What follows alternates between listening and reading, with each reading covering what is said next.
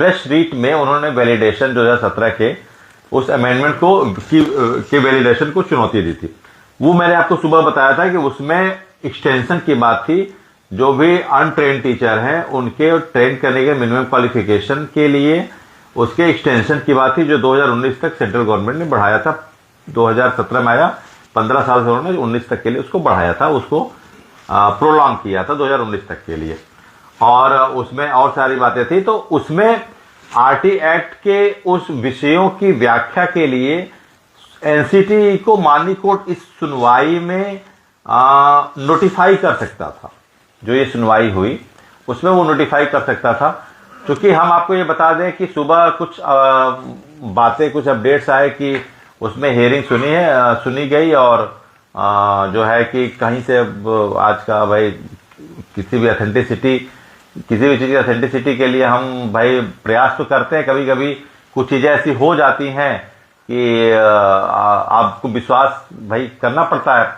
अब उसमें हुआ ये कि सुबह जो आया कि उसकी हियरिंग हुई 17 मिनट की। आदरणीय जज साहब ने एनसीटी को नोटिफाई किया कि एनसीटी 24 नवंबर को अपना पक्ष रखे एक एफिडेविट के माध्यम से। ये मैसेज सर्कुलेट होने लगा और वो जो स्क्रीनशॉट है वो भी चलने लगा, जिसमें उस हियरिंग में 24 नवंबर की डेट भी दी गई थी, जिसमें यह कहा गया कि 24 नवंबर की इसकी अगली हियरिंग है। लेकिन फिर एक ही घंटे बाद जब चीजों को देखा गया तो फिर पोर्टल पे उसको डिस्पोज ऑफ कर दिया गया। पूरी तरीके से केस जो है वो डिस्पोज ऑफ हो गया। और उसमें इनका जो यूटा के अध्यक्ष है राजेंद्र राठौर जी, उसमें इनका जो मुख्य जो बिंदु था वो रिडेम्पशन के लिए था।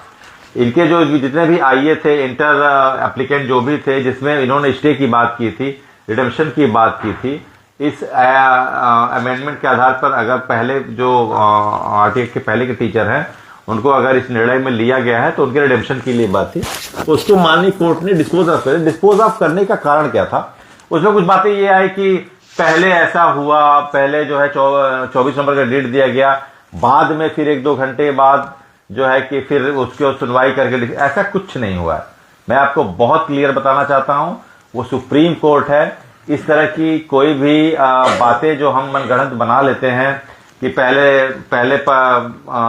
जो है कि पहर में ये सुनवाई हुई, दूसरे पहर में दूसरी सुनवाई, ऐसा कुछ नहीं है। वहां पर देश के लाखों केस पेंडिंग हैं, उनकी सुनवाई होती है। अगर आपको 10 मिनट का टाइम दिया जा रहा है तो this is the precious most time you have been given by the court. तो किसी एक केस के लिए, सिंगल केस के लिए आपको 2-2 शिफ्ट में सुनवाई करने के लिए जज साहब नहीं बैठे हैं, ठीक है। तो पहले तो ये क्लियर हो जाइए कि इस केस में जो भी आज अफवाहें चल रही हैं कि एनसीटी के काउंसिल नहीं आए, उसके बाद ये बातें हुई कि जो है कि उसमें अटॉर्नी जनरल ने कुछ अपोजिट जो है कि बातें कही, सरकार के पक्ष को उन्होंने नकारा। तो ये सारी मनगढ़ंत बातें चल रही हैं। आप ये बताइए, किसी कोर्ट की हियरिंग लगी है, आज किसी मैटर पे हियरिंग है, तो आज की हियरिंग के बाद जो कॉन्सिक्वेंस बनेंगे, आज एनसीटी को नोटिफाई करेगा कोर्ट ना कि अगली हियरिंग पे आप आइए, अगली हियरिंग पे आपको अपना पक्ष रखना है, अगली हियरिंग पे आपको जवाब देना है, अगली हियरिंग पे आपको अपने इस एफिडेविट के वेल एलाबोरेशन सारे पॉइंट्स क्लियर आउट करने हैं कि आपने 2029-2011 पहले आरटी एक्ट लागू होने के पहले जो टीचर है उनको एग्जेम्पशन किस पैरा में दिया है, और आपने ये जो 2017 का अमेंडमेंट किया है ये वास्तव में deadline of the extension of the teacher who is likely to attain their minimum qualification within the time period that has been given by the central government and that is 2019। It has to be said by the NCT, ये NCT को कहना है। तो यहां पर ये सारी जो बातें चलने लगी कि एनसीटी ने जो है कि मना कर दिया, एनसीटी का वो कोई पक्ष, अरे आज तो ये एक फ्रेश रीट की सुनवाई थी जिसमें अगर कोर्ट इंटरटेन करता तो कोर्ट फिर एनसीटी से पक्ष पूछता। 3 रिस्पोंडेंट थे, यूनियन ऑफ इंडिया, भारतीय गणराज्य, उत्तर प्रदेश और तीसरा जो है वो एनसीटी। तीनों पक्षकारों के विषय पर इसपे तीनों जो उनके रिस्पोंडेंट थे जिसपे कोर्ट नोटिफाई करता, अगर वो इंटरटेन करता तो फिर वो इनसे अपेक्षा करता इनके जवाबों के लिए। लेकिन चूंकि कोर्ट अब इसमें आता है कि ये डिस्पोज ऑफ हुआ क्यों, उनके प्रयास में कोई कमी नहीं थी। आदरणीय राजेंद्र सिंह राठौर जी के प्रयास को मैं 100% अंक दूंगा, उनके प्रयास में कोई कमी नहीं थी। वो भी शिक्षक हितों के लिए ही लड़ रहे हैं, दिन रात लड़ रहे हैं, और उनके प्रयास वो किसी भी तरीके से कोई कमी नहीं। कुछ चीजें हो सकती हैं कि अच्छा इसको आप निगेटिव मत देखिए, इसको आप अलार्मिंग देखिए, है ना, जैसे नींद से जगाने वाली स्थिति है ये। हो सकता है कि कुछ थोड़े से कुछ कैजुअल हम हुए हों अपने अप्रोच को लेकर, हो सकता है कि कुछ उस तरह के होमवर्क नहीं हो पाए हों जो कोर्ट की अपेक्षा थी। जिस सीरियसली का ये मैटर है, जिस चीज की जरूरत है, जिस विधिक तैयारियों की जरूरत है, जिस विधिक रेमेडीज की जरूरत है, हो सकता है इस फ्रेश जो रीट में इस तरह के वो विधिक तैयारियां नहीं हो पाई, जिसमें जो होमवर्क करके जाना चाहिए था वो होमवर्क नहीं हो पाया। उसमें उनकी गलती भी नहीं है, ये कोर्ट है। कभी कभी किसी रेशनल मामले पे निगेटिव डिसीजन रहता है, कभी इरेशनल मामले पे पॉजिटिव आ जाता है। तो प्रयास के लिए पूरा अंक है, लेकिन हो सकता है कोई चीजें हैं जो इसमें कुछ होमवर्क की कमी हो, या फिर कोई प्रीमियम फेस वैल्यू के हमारे काउंसिल ना रहे हों जिनकी बात नहीं। सेम इसी नेचर का केस देखिए त्रिपुरा का था, जिसमें एसएससी जो हमारे टीचर हैं वहां के, उनके लिए टेट अनिवार्य था, उनके विनियमितीकरण के लिए था। लेकिन सलमान खुर्शीद जी जब उनसे जज साहब ने यही सेम केस था, उन्होंने कहा कि अभी रिव्यू, जज साहब ने कि अभी रिव्यू पिटीशन की सुनवाई जब तक हो नहीं जाती है तब तक ये केस हमारे लिए कॉम्प्लीमेंट्री है। मतलब कॉम्प्लीमेंट्री का रिव्यू पिटीशन के जो भी डिसीजन आएंगे, जो भी आउटकम आएंगे, वो इस केस पे अपने आप शिफ्ट हो जाएंगे। ये ऑटो शिफ्टेड है, जो भी डिसीजन है वो ऑटो शिफ्टेड होगा किस पे, त्रिपुरा केस पे। तो त्रिपुरा केस पे सलमान खुर्शीद जी की एक प्लीड ने, उन्होंने सिर्फ एक प्लीड किया।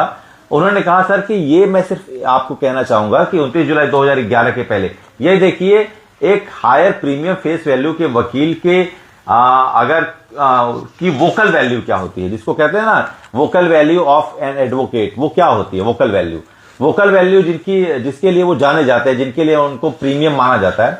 उस वोकल वैल्यू में उन्होंने सिर्फ एक लाइन कही कि sir all the teacher that has been recruited prior to the 29 July 2011 that all enrollment, all recruitment that has been done only according to the 2001 notification of basic education। उन्होंने ये साफ कहा, तो वो क्लिक कर गया, वो जज साहब को क्लिक कर गया। देखिए, you have given any advocate, any counsel have given only minutes, only you can say partial minutes or few seconds to admit, to counter their parts and to satisfy and to convince the reference judge to be convinced that they will again ready to listen all your matter। तो उसको तैयार करने की जरूरत पड़ती है कि जज साहब अगला पक्ष हमारे सुने। तो उन्होंने यही कहा कि जितनी भी भर्तियां 29 जुलाई 2011 के पहले हुई हैं सर, वो 2001 की बेसिक शिक्षा नियमावली से हुई है, तो आपको हमारा पक्ष सुनना पड़ेगा। इसमें आरटी एक्ट को आप शामिल जो भी उन टीचरों के लिए कर रहे हैं वो गलत है, तर्कसंगत नहीं है। तो उन्होंने कहा कि ठीक है, मैं इनकी सुनवाई के लिए 19 नवंबर का डेट देते हैं, और रिजॉइंडर के लिए भी उन्होंने मांगा। रिजॉइंडर जो वहां पे हाई कोर्ट से संबंधित त्रिपुरा के, तो वो सारी चीजें जो त्रिपुरा सरकार थे वो उन्होंने उस चीज की अपेक्षा की, उसको मांगा। आज भी केस सेम था। अब त्रिपुरा में एक अच्छे फेस वैल्यू के वकील रहने से क्या हुआ कि उस चीजों को थोड़ी सी तारीख मिल गई, उस चीज को उन्होंने जज साहब ने एडमिट किया। लेकिन चाहे त्रिपुरा का केस हो, चाहे आज फ्रेश एंट्री जो यूटा ने डाला था वो हो, वो सारे जो भी केस हैं वो आप कह सकते हैं कि वो एक कॉम्प्लीमेंट्री केस हैं किसके, रिव्यू पिटीशन के। ठीक है, 6 स्टेट्स और 22 टोटल जो पिटीशन रिव्यू पिटीशन में पड़े हैं माननीय दीपांकर दत्ता जी के बेंच में, वो सारे रिव्यू पिटीशन भाई आदरणीय योगी जी गए हैं, उत्तराखंड के धामी जी गए हैं, केरला के गए हैं, ये सारे 6 स्टेट्स गए हैं। और आज जो यूटा के केस में जज साहब ने उसको डिस्पोज ऑफ किया, उसका सिर्फ एकमात्र यह वजह है कि जिस मामले में 142 का प्रयोग करके माननीय कोर्ट ने बच्चों के अनिवार्य शिक्षा और निःशुल्क शिक्षा के उस प्रकरण पर, जो एक संवैधानिक विषय है मौलिक अधिकार का, उस प्रकरण पर अगर उन्होंने कोई निर्णय दिया है जिसमें 5 साल से अधिक सेवा के लिए शिक्षकों के लिए टेट की अनिवार्यता रखी है, तो उसमें अब जो भी फैसले आएंगे वो आज की रीट की सुनवाई से प्रभावित नहीं होने चाहिए। आज की रीट की सुनवाई से सिर्फ एक आउटकम आ सकता था। मैंने आपको सुबह ही बोला था, जब सुबह वो चीजें फ्लैश आउट हुई कि एनसीटीई को 2024 नवंबर को जवाब देने के लिए कहा गया। मैंने सुबह, आप मेरा वीडियो देखिएगा, मैंने सिर्फ एक ही चीज कही कि आज के आउटकम में सिर्फ एक चीज आएगी, वो ये आएगी कि एनसीटी को 24 नवंबर को इस पक्ष में अपने हलफनामे को देना है कि उन्होंने अगर एग्जाम्पशन दिया है तो किस आधार पे दिया है। 2017 का अमेंडमेंट जो ये है वो 2017 का अमेंडमेंट वास्तव में उन टीचरों के लिए नहीं है जो 29 जुलाई 2011 के पहले के नियुक्त है, बल्कि वो टीचर जो इन सर्विस में है और जिनके मिनिमम क्वालिफिकेशन पूरे नहीं हुए उनकी ट्रेनिंग के लिए है। ये बहुत साफ, it is totally crystal clear. तो इसी चीज को अब एनसीटी को क्लियर आउट करता। आज के फ्रेश इस रीट की सुनवाई अगर होती भी, अगर वो उस चीज को एंटरटेन करते तो आउटकम यही आता। आज आपको फैसला नहीं मिलने वाला था, ठीक है। आज आपको ये कहिए कि आज आपको फैसला मिल जाता है कि टेट अनिवार्यता से मुक्ति, तो ये इतनी अभी संक्षिप्त लड़ाई नहीं होने वाली है ना। ये पूरे भारत का पैन इंडिया का मामला है जिसमें मामला कॉन्स्टिट्यूशनल है, मामला फंडामेंटल राइट्स का है।